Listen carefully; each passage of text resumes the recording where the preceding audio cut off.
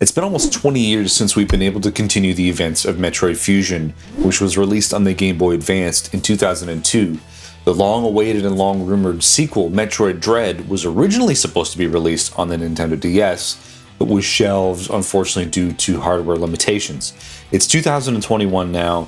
Metroid Dread finally lands on the Switch to continue what started on the NES all the way back in 1986. So let's see what the game's all about.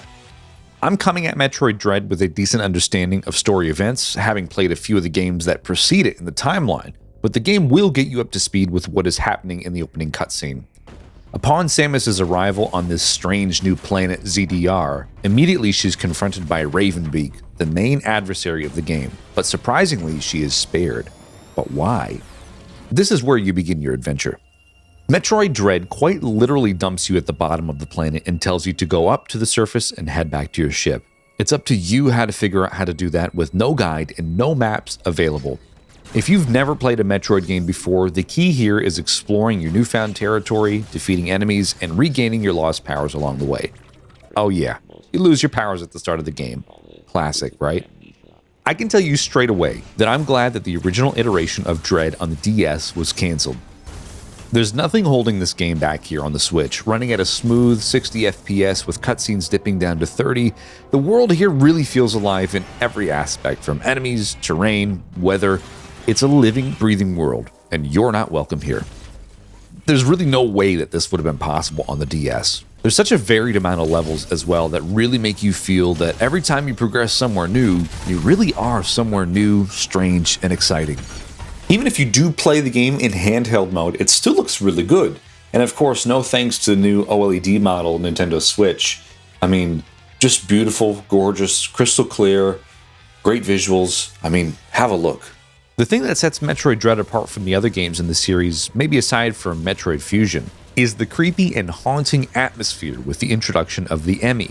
In certain areas of the map, you'll come across these strange-looking doors that once you enter, you'll find yourself being relentlessly hunted by the Emmy, which is a group of 7 robots that were sent to planet ZDR for research, and they were never heard from again. Their motive is to find you and extract your DNA.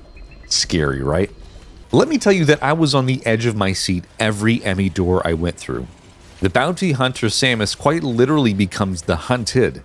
All you can do is run until you manage to find the Omega Blaster, and then begins the real challenge. Running from the Emmy again, and then trying to distance yourself from them just enough to blow them to pieces. My heart was literally pounding out of my chest by the end of every confrontation. What a relief to get rid of those guys. Within each area are different terminals that act as save points, correspondence points to get updates from Adam, your ship's computer, and maps. There's also statues hidden in each level that have items that can upgrade your suit or weapons. These are keys to progressing, so it's important to scour every inch of the world because it's likely you can leave something behind and get stuck as a result. This was one of my downsides here, not being able to quickly jump back to areas traveled before without running from level to level, area to area, just to get back to where I really needed to go. In saying that, when I did find myself stuck, the best thing that I found was backtracking. That usually seemed to do the trick. Again, with new areas made accessible by new gadgets that you find along the way. Though I do understand that this is just a caveat of a Metroidvania style game. Actually, no, just a Metroid game, rather. Metroid Dread has fantastic pacing with each level you find yourself in. With the new powers you unlock come the ability to explore new areas of the map that you couldn't reach before. For example, doors that are locked with certain missiles required to shoot them open, or bomb blocks scattered on the floor. The game doesn't take you anywhere you're not supposed to go until you're ready and have a full arsenal ready to take on the next enemy. And it's great to make notes along the way of what areas have things that aren't accessible in your current state. Remember, exploration really is key here in Metroid Dread. The combat in Dread is based around shooting enemies and parrying attacks. When you defeat an enemy, they drop ammo and health, which if you manage to counter an enemy attack, you'll be rewarded greater than just a standard defeat. Same goes for boss battles. It's imperative to counter attacks because these parrying elements of the boss fights are literally what progress them in order for you to defeat said boss. Now the boss battles are really cool here and packing an incredible amount of challenge as you'd expect now from Metroid Dread. Though towards the end of the game, it just seemed like boss battle after boss battle, which is fine, but man, my thumbs were hurting after the credits rolled. There was one particular boss, which no matter how hard I tried, I could not overcome without a total fluke. The later bosses really leave no room for error, and almost, I think you have to go in with full health and not take a single hit, because if you do. So yeah, let's talk about the difficulty. This game is really hard, like punishingly hard, but it's fair. If you do die, it's on you. Though I did die quite a lot of times due to a mistimed jump or two, which left me scratching my head saying, was that right? Sometimes I felt the controls were at fault, but not quite a big deal. Speaking of controls, as you unlock different missiles, they're mapped to different combinations of shoulder buttons, which admittedly I found really clunky at times. Having to remember, okay, press L and R at the same time, then ZR to grab a shield off of an enemy in the middle of a fast and tense fight sometimes made the game more difficult than it needed to be, but that's just me. One new inclusion of Metroid Dread is the stealth aspect, being able to cloak yourself, which is an added level of evasion from the Emmy, which I mentioned before. The fear that this game strikes into your heart, not knowing if you're about to be caught or not by these motion-sensing creatures, is insanely scary. Metroid has always been known for its tense and creepy atmospheres, but Dread quite literally steps it up a couple of notches. It's dreadful, for real. Aside from exploring, there is a story that progresses here, and I felt that it moved along at a good pace.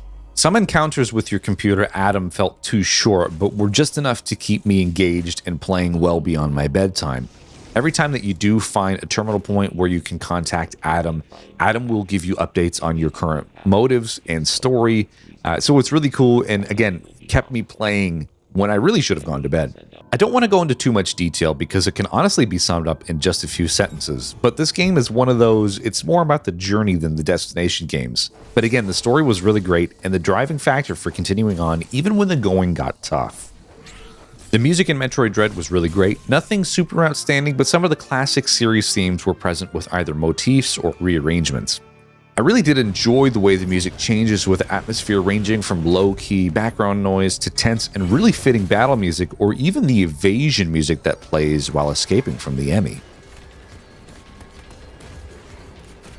For a series that has never really sold well but is considered a quintessential Nintendo franchise, now is the time to let Nintendo know that you want more Metroid. Not just Metroid Prime, but more side-scrolling 2D Metroidvania action-adventure. We want more of that, and fans have been asking for that for a long time, so now is the time to let them know that you want more.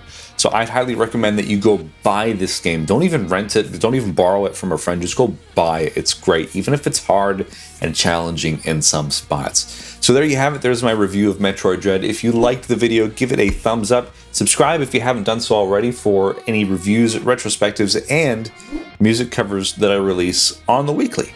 So thanks for watching, guys, and we'll see you on the next video.